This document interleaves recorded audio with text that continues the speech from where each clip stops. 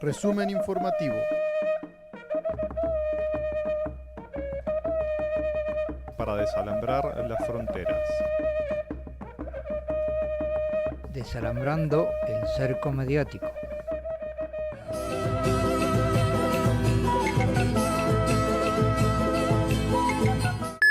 Perú.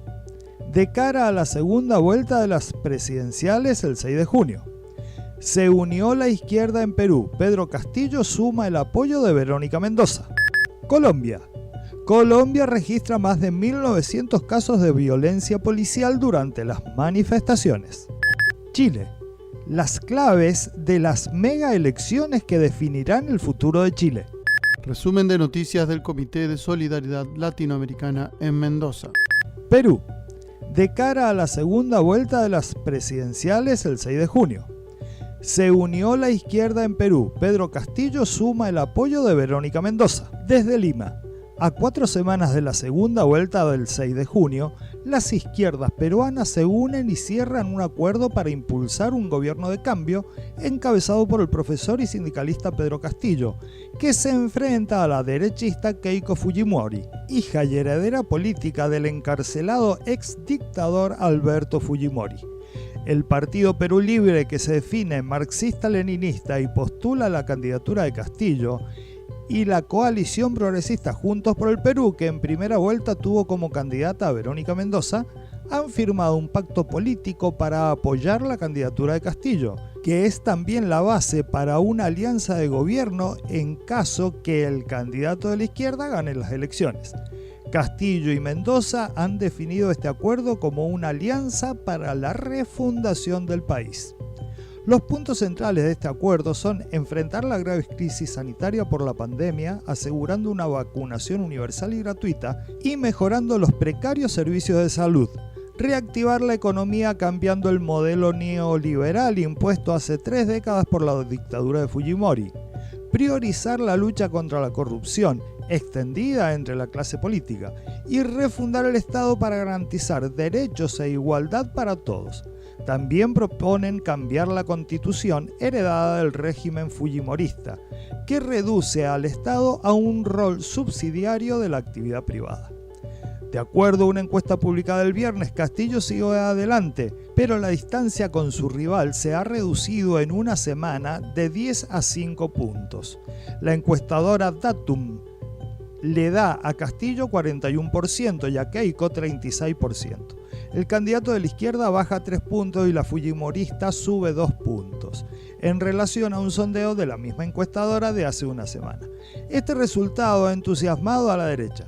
Sin embargo, este último sondeo no mide el impacto del reciente acuerdo de Castillo con Juntos por el Perú, que unifica a la izquierda, y puede tener un efecto más amplio que la suma de los porcentajes de ambos en primera vuelta, ni el del pronunciamiento del candidato de Perú Libre en defensa de la democracia. Colombia. Colombia registra más de 1.900 casos de violencia policial durante las manifestaciones. La organización no gubernamental Temblores informó este martes que desde el inicio de las manifestaciones en Colombia el pasado 28 de abril hasta el reciente 10 de mayo se han registrado 1.956 casos de violencia policial. Según el informe, del total de casos de violencia policial, 313 casos son de violencia física.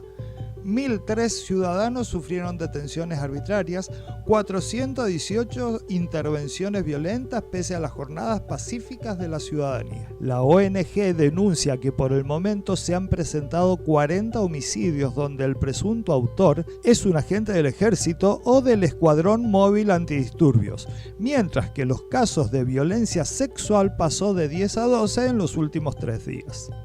En los últimos 14 días de masivas manifestaciones, Temblores comunica 28 casos de colombianos que sufrieron lesiones oculares.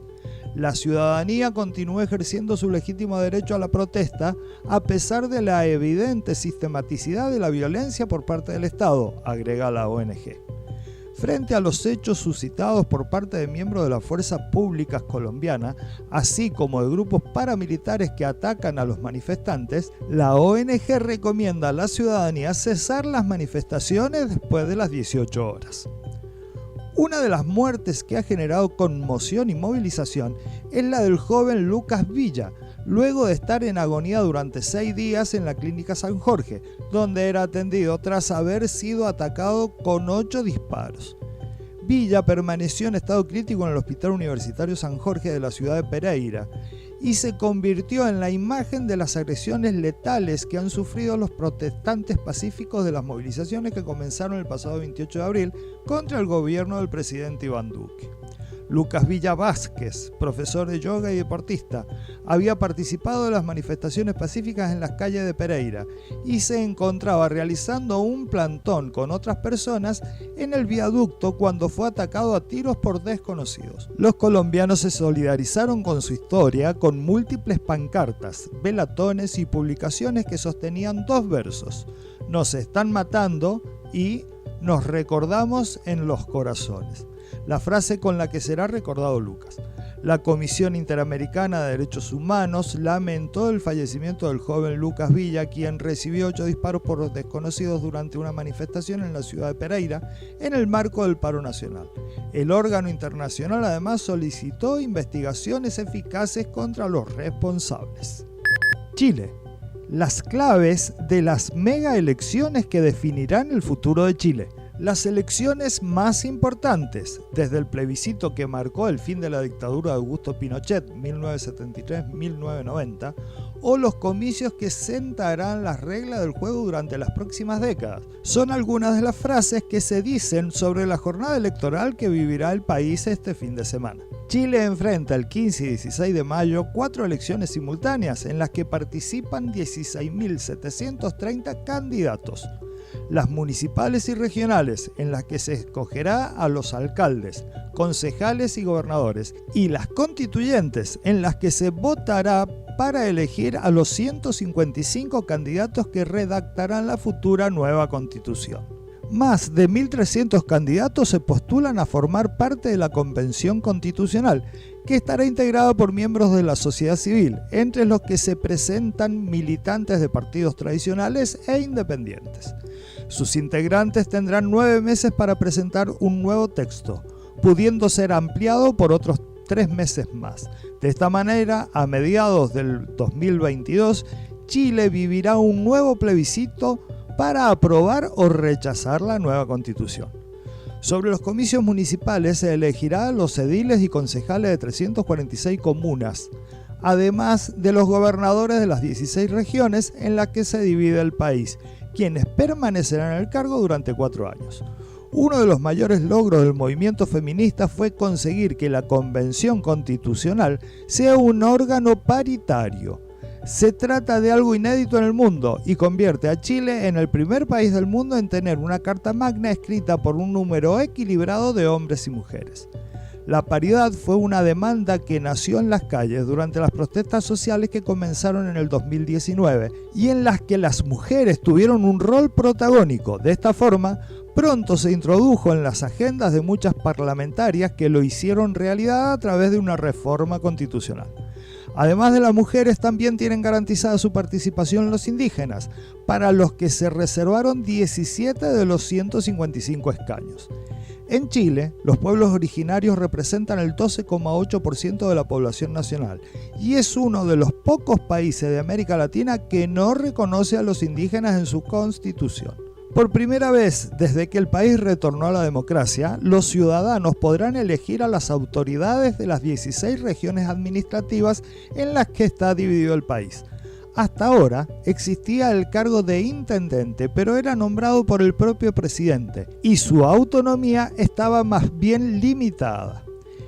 Esta inédita elección, sin embargo, vendrá acompañada también por la introducción de la figura de los delegados del gobierno, uno por cada región, que serán designados por el Ejecutivo.